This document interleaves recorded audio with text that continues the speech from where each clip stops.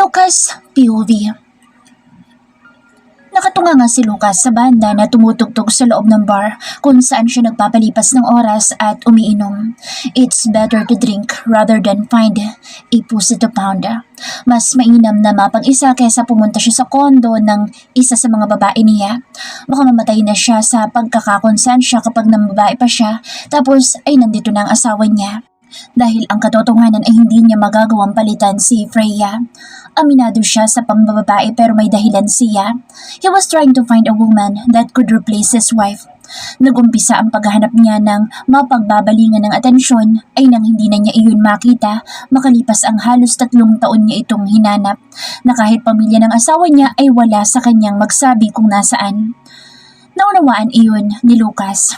Sino nga ba naman ang magsasabi sa kanya kung napakalaki ng kasalanan na nagawa niya? Nauwi siya sa paghahanap ng ibang babae na pwede niyang makasama pero wala siya ni isa man na maseryoso. Lahat ay tinatalikuran din niya. He fought for their marriage, hoping that she'd be back one day and talk to him, understand him, and forgive him. Hanggang sa nawala na siya ng pag-asa dahil napakaraming taon na ang lumipas. But now she's back. Daig pa niya ang patay na nabuhay. He couldn't take it anymore, lalo pa at kita niya na nasasaktan pa rin ito sa mga kalokohan niya. He lifted the bottle and drank straight from it. Saka siyang umuwi nang rumihistro sa utak niya ang lyrics ng kanta sa bar. For Dom's sake, his body aching inside at lalong nadadagdagan iyon dahil sa lintik na itinutugtog ng banda na When Love and the Hate Collide. Masakit ngayon para sa kanya na nakikita niyang umiiyak si Freya dahil alam niya na kasalanan niya ang lahat. Though he must admit it, na paghihiganti lang naman talaga ang gusto niya dito noong una pero kinalaunan bago ang kasal nila ay totoong nahulog na ang loob niya dito. Kaya lang hindi niya matanggap ang kanyang nararamdaman. Ayaw niyang tanggapin na sa anak ng itinuturing niyang dakilang kaaway ang minamahal na niya. It was a wrong decision and wrong move na pinilit niya ang sarili na baliwalain ito. Baka kasi naguguluhan lang siya sa nararamdaman niya. Nawala na sa isip niya ang totoong dahilan ng galit niya. Napuno ng pagmamahal ang puso at buong pagkatao niya. But when he was about to make his confession, saka naman pumasok sa eksena si Queen. She was his partner in bed when he was still planning how to make Freya Rosales fall. Pero nang magkaroon na, iniwasan na niya si Queen pero wala na rin nangyari dahil ang babaeng iyon ay naging dahilan ng paglayas ng asawa niya nang walang paalam. At that point in time ay gusto niyang gisingin ang daddy niya na comatose at naka-life support sa Amerika. Gusto niyang malaman kung ano bang nangyari sa mommy niya talaga na simula nang umuwi siya at magbakasyon from his acting career sa Hollywood ay iyak ng iyak at hindi makausap ng matino. Ang bukang bibig nito ay Faith Rosales. Gusto nun na sumama sa isang Fred Rosales at iwan ang ama niya. Dahil yun daw ang pinag-usapan ng dalawa, ang magsasama na at iiwanan silang mag-ama ng mommy niya para kay Faith Rosales. Tinatanong niya ang daddy niya kung ano ba yun pero hindi naman magsalita. Wala din namang alam hanggang sa hindi na niya natiis at bumalik na lang siya sa California. He was so dumbest, so mad. Awang-awa siya sa daddy niya at gusto niyang patayin ang lalaki na iyon na kalaguyo ng ina niya. He wouldn't forget that angelic face of a playboy. That dimwit was like a tornado that tore his family apart. Pero hindi pa siya nakakailang linggo sa California ay ginulantang na lang siya ng phone call na nagpakamatay ang ina niya dahil sa lalaki na si Fred kung tawagin. At ang ama niya ay nagawa pang itulak sa hagdan ng sarili niyang ina bago pinatay ang sarili. That's the time he left Hollywood to make revenge. Binalak niya ang umuwi sa Pilipinas para kilalanin ang nasabing Faith Rosales sa bata niyang edad. Ilang beses na siyang nagpabalik-balik sa EGA at nagmasid-masid para makita sa personal ang dahilan ng pagkasira ng buhay ng mommy at daddy niya. Until that day, he bumped onto that beautiful teen with beautiful green eyes. Nakasuot ito ng salamin pero ubod ng ganda. Ang ganda na hindi nakakasawang titigan. Mas maganda kaysa sa mga babaeng nasa Hollywood. Mas inosente ito at mas mukhang matino. Flashback. Oh, are you blind, mister? May katarayang tanong na dalaga sa kanya matapos niyang mabundol sa pagsisilip-silip niya sa itaas na bahagi ng airport to look for Faith Rosales. Ilang linggo na siyang nagmamanman doon para makita ang lalaking bukang bibig ng ina niya. Halos tumapon ito sa sahig pero nahawakan niya ang isang kamay kaya naisalba niya sa kahihiyan. Baka kung hindi ay hindi lang sapak ang inabot niya sa mata rin na dalaga na halatang galing sa angka ng mga mayayaman. Tumalsik pa ang salamin nito kaya pinulot naman niya kaagad at tinangkapang ang isuot sa mata nito pero mataray na umiwas at hinablot sa kanya ang salamin. Napaawa ang kanyang labi. He was a Hollywood actor for Jesus' sake. Hindi ba siya kilala ng babaeng ito para pagtarayan siya? Well, baka hindi siya nakikilala dahil pinatubo niya ang kanyang balbas para sa pagbabago ng itsura. Alam niya na walang grado ang salamin nito ng sipati niya. She might be just using the glosses to hide her green eyes. Cultivating green eyes to be precise. Baka nga naman ito kahumalingan ng mga lalaki dahil maganda pa naman ang sobra. May salamin nga ito'y maganda. Wala pa kaya? I can manage. Mind your own business and fix yourself. You're so clumsy. Mataray pampalatak nito habang isinusuot ang salamin at pagkatapos ay pinagpag ang sarili habang nakatikwas ang mga daliri. Lucas wanted to chuckle but he suppressed it. Napapantastikuhan siyang magmasid sa inaakto nito at nangingiti siya. Masyadong sosyal at bratinela ang dalagita. Napakasuplada. She has the guts to be bratty anyway.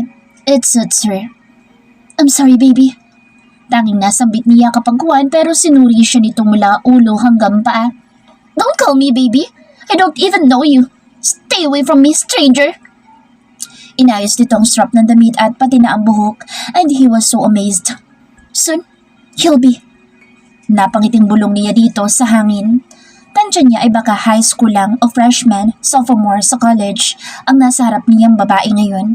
Baka ito ay 17 pa lang at siya naman ay 24. Hindi na masama. 7 years age gap isn't bad after all. Parang gusto niya itong pigain para malaman ang pangalan. Lucas believes that she will never tell him even if he asks for it. And she's so damn cute. Dumb. At malamang na kung hindi lang ito bata ay nasa utang na sila mamayang gabi. Pag mga ganito kaganda ay wala sa kanyang nakakalagpas. Lahat dumadaan sa kamay niya. Lahat tinitikman niya. Saan kayo ito nag-aaral? Sana sa papasukan din niya bilang 5th year engineering student. Sana ay sa ESU din. Halos hindi na niya matanggal ang pagkakatitig sa mukha nito hanggang sa magsalita ito ulit matapos makapag-ayos. She looked at him straight into the eyes. What are you staring at? Her lips twitched. Namewang pa ito at inararo siya ng tingin mula ulo hanggang paa. Hindi yata siya nito kilala o namumukhaan kahit na kanina pa sila magkaharap. Baka hindi ito mahilig sa Hollywood actor. He smiled but it seemed that she was not affected. She seems not to care at all. May I know your name, baby? What's your name? Nakangiting tanong niya sa dalaga na kataas sa mga kilay. Hindi na rin niya natiis pa. Freya, baby!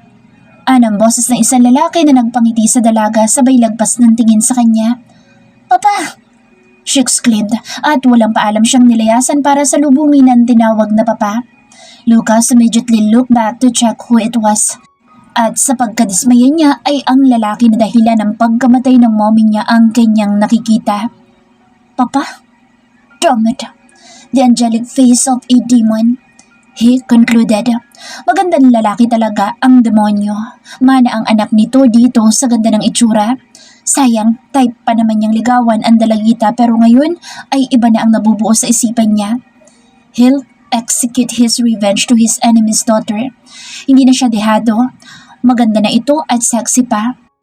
Yun lang, medyo bata pa pero pasensyahan na lang sila. Sinira ng ama nito ang buhay ng nanay niya at ngayon ay halos patay na rin ang daddy niya sa ospital. Buhay ang nawala kaya buhay din ang kapalit. Kaya lang, madademanda siya kapag nagkataon na menor de edad pa ang dalaga. Pero bahala na. He'll make this lady fall and leave her crying. And worse, maisahan niya at ayain niyang pakasal at walang araw na hindi niya pasasakitan. Makaganti man lang siya. Gagayahin niya ang tipikal na mga palabas sa telebisyon. I'm so sorry, baby. Usal niya habang nangingilid ang mga luha sa mata. Pagkatapos na maalala ang masama niyang plano na hindi naman niya napagtagumpayan. Malala ay nakarma pa siya dahil siya ang iniwan nito at itinago pa ang anak nila at hindi inaamin na kanya. That little girl is his princess. Nagbunga ang isang gabi na kinuha niya ang kainosentehan ni Freya bago iyon mag-18. May anak na sila. Kanya iyon, alam niya. Nararamdaman niya ang sinasabing lukso ng dugo. May kung anong hatak sa kanya ang bata na hindi niya maipaliwanag. Natutuwa siya sa katarayan noon sa halip na mainis siya. Napatingala siya na may humaplo sa dibdib niya bigla at nabitin ang tangka niyang pag-inom sa alak sa kanyang baso. "I've been looking for you, Lucas." Anang babae sa may uluhan niya. Hisay, "Another asshole." Si Georgette ito. Ang babaeng naingudngud ni Freya sa mesa, ang kanyang on and off bed warmer na ilang gabi na niyang hindi inuuwian. Nakita na lang niya ito isang umaga na nasa kondo niya at may dalang maleta at doon na tumira, kaya siya ang umalis. Tapos ay uwi siya kapag kailangan niya ng sex. This woman doesn't mind if he still fantasizes his ex-wife. Kapag nagtatalik sila ay Freya ang binabanggit niyang pangalan sa tuwing siya ay nakakarating sa Gloria. Pero baliwala iyon dito. Ang mahalaga daw ay ang kanyang performance at ang pagkalalaki.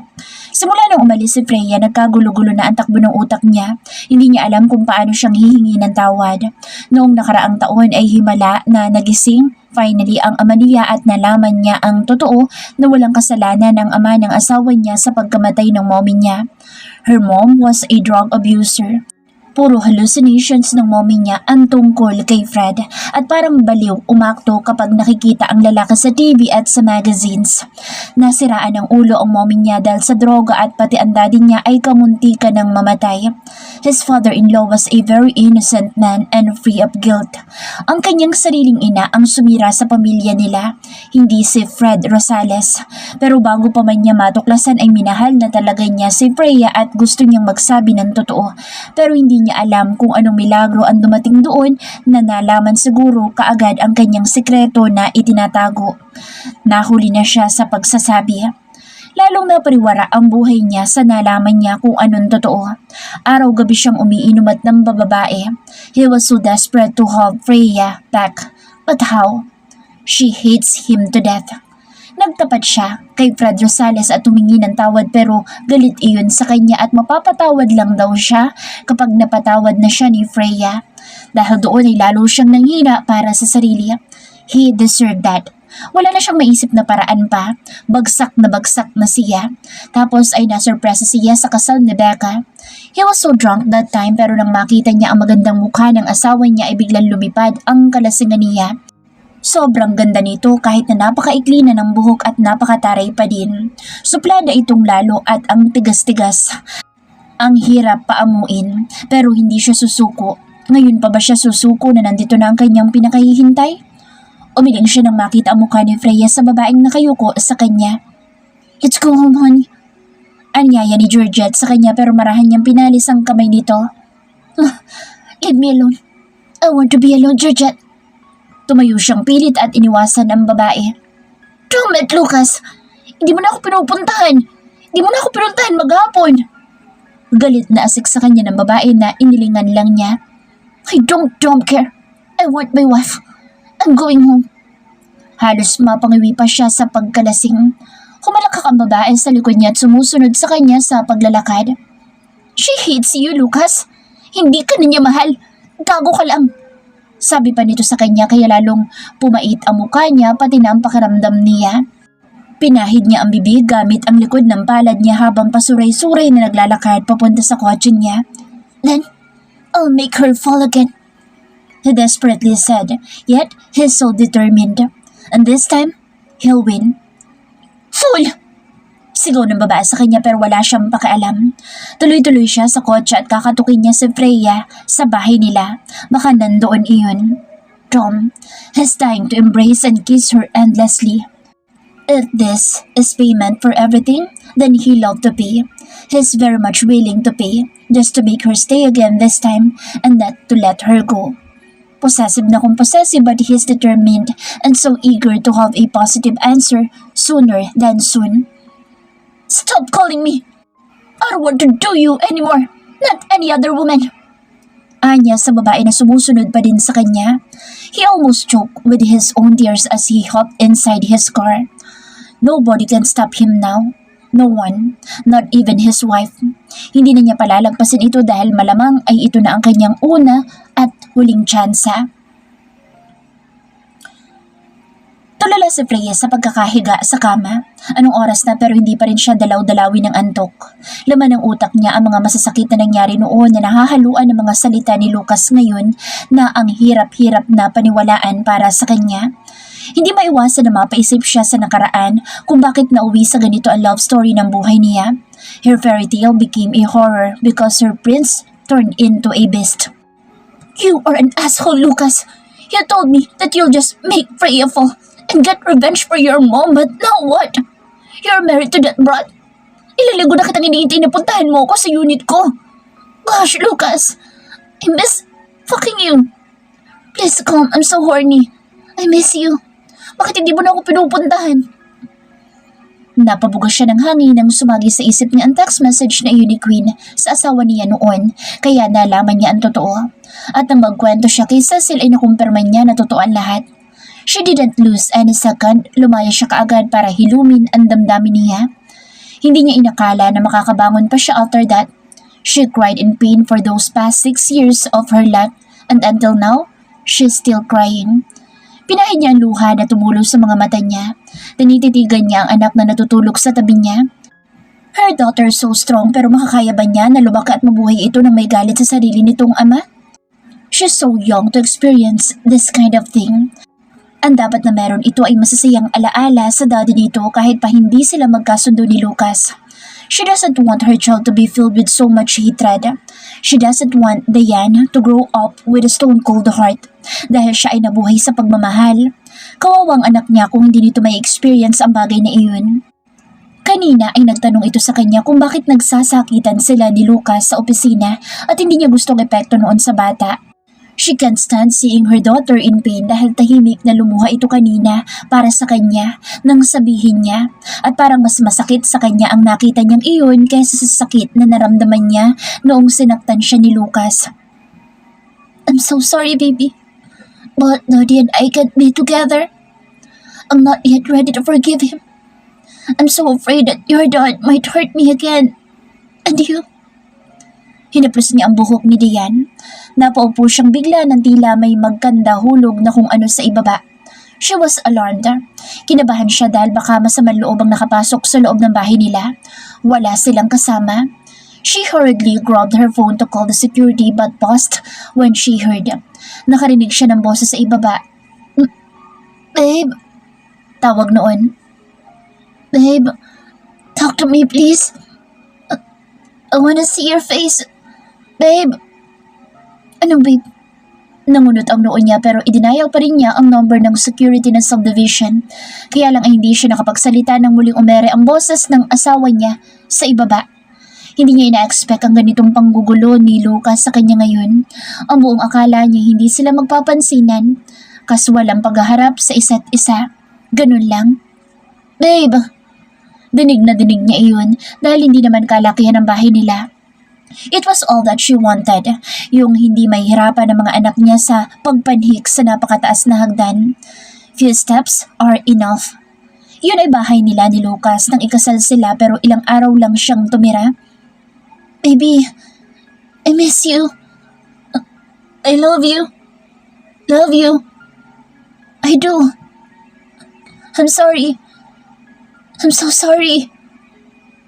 Sigaw noon at nasundan ang pagkalabog sa hagdan. He has the keys. Diyos ko, bakit ito may susi samantalang dala niya iyon na lumaya siya?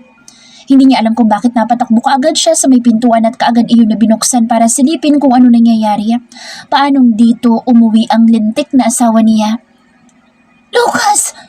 Natutup niya ang bibig niyang makita na nakahandusay ito pataob sa may ibaba ng hagdan at hindi niya alam kung nasaktan. Nahulog yata ito sa ibabang baitang. Nilapitan niya ito at kahit galit siya ay dinaluhan niya sa sahig. Lucas! Untag niya dito sabay dot-dot sa likod nito. She heard him groaning. Tumahaya ito ng pilit. Mabuti na lang at lilimang baitang lang ang hagdan. Kung hindi, swerte na dito ang basag ang bungo. Baby, sorry. I miss you. You know? Daldal pa nito habang humahawak sa poste ng hagdan para makatayo. Hindi niya pinansin ang sinasalita nito. Hinawakan niya ito sa braso at pinilit na itayo na rin pero bigla niya itong binitawan nang maalala niyang buwisit pa din siya dito. Halos bumagsak itong muli kaya naalarma siya. She immediately caught him again. This time, tighter. Wow, galing. Ang galing sumalo pero sa akin ay walang sumasalo. Hugot niya. Sinusundan talaga siya nito. Inaaninag nitong pilit ang mukha niya sa naniningkit na mga mata dala ng kalasingan. Ngumiti pa ito at ang nakapagtataka ay maganda pa rin ang ngiti kahit lunod sa alak. You're right, he was born with that killer smile. Isinampay niya ang braso nito sa balikat niya at pilit na kinaya ang kabigatan nito. What are you doing here?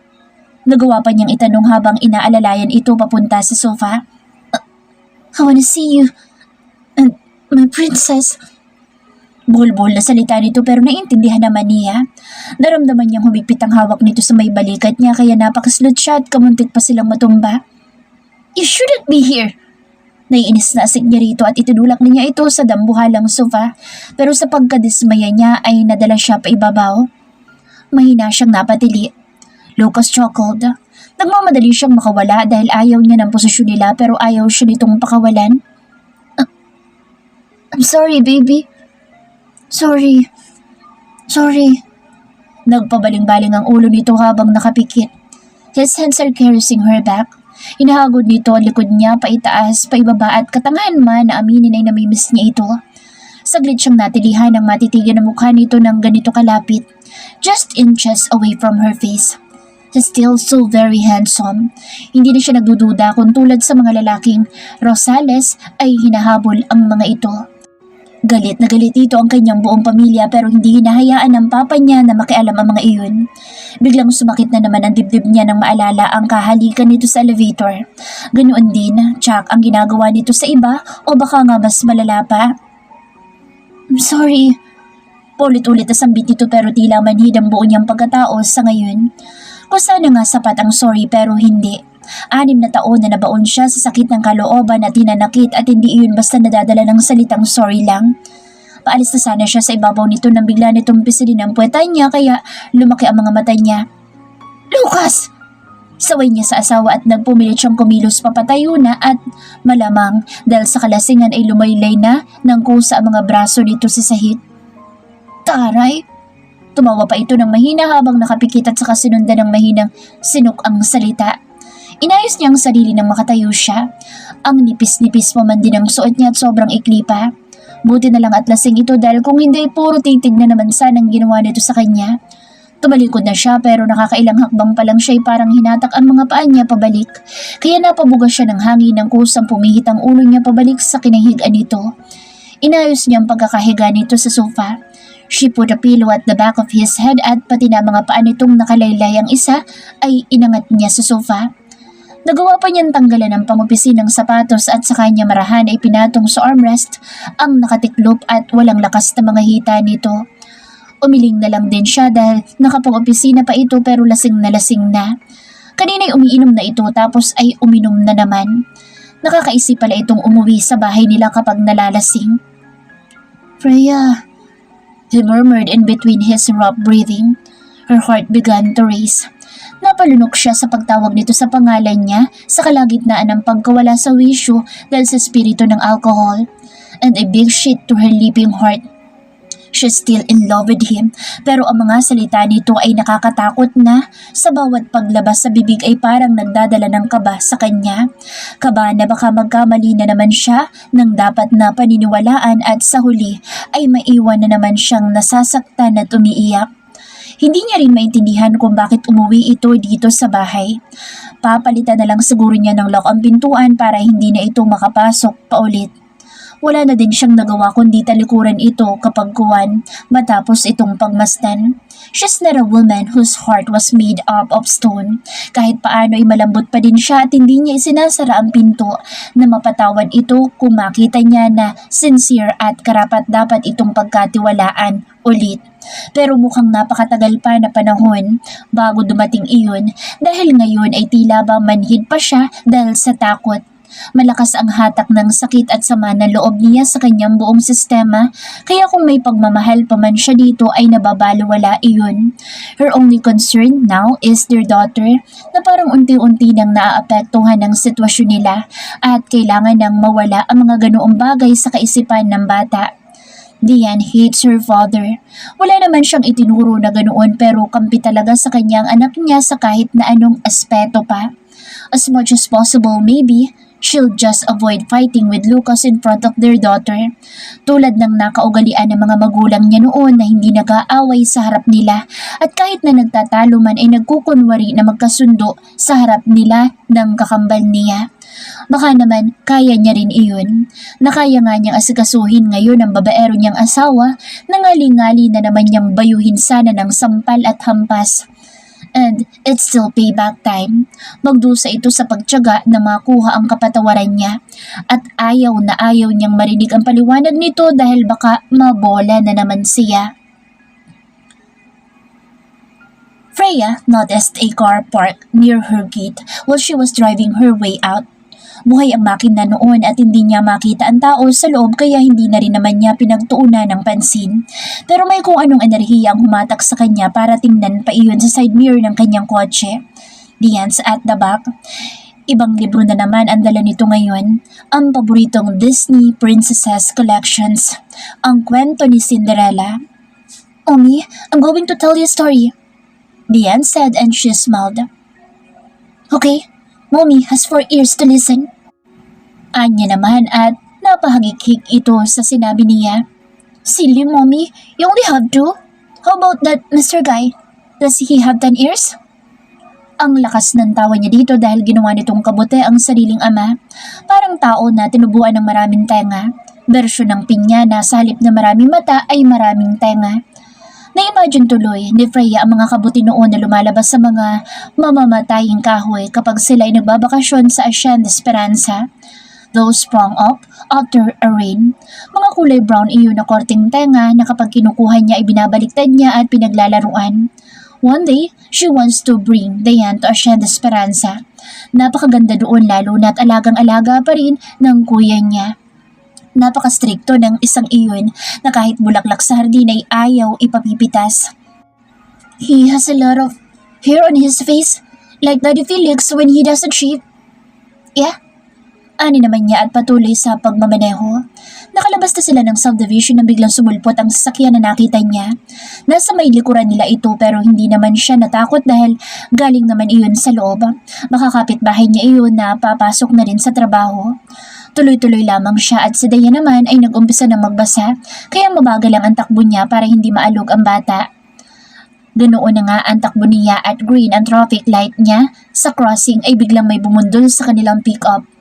Ang lakas ng tili ni Freya, isinisigaw ang pangalan ng kanyang anak at kisap matay na hilo siya. Parang naalog ang utak niya at hindi siya agad makapag-isip. "Mommy!"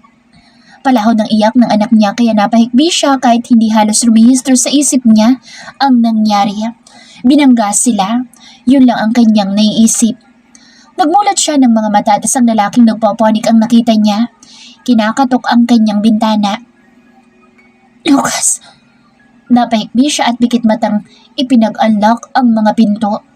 Nalangon niya si Diane na pumapalaho ng iyak, nakasiksik sa kabilang gilid ng sakyan. Unti-unting luminaw ang kanyang isipan nang alugin siya ni Lucas. "Shit!" Mura nito sa siya hinaplos tapos ay tiningnan si Diane. Tinanggal niya ang seatbelt nang umalis sa may tabi niya ang asawa at sa kanya pinuntahan ng anak niya. Freya saw how fierce Lucas' face was.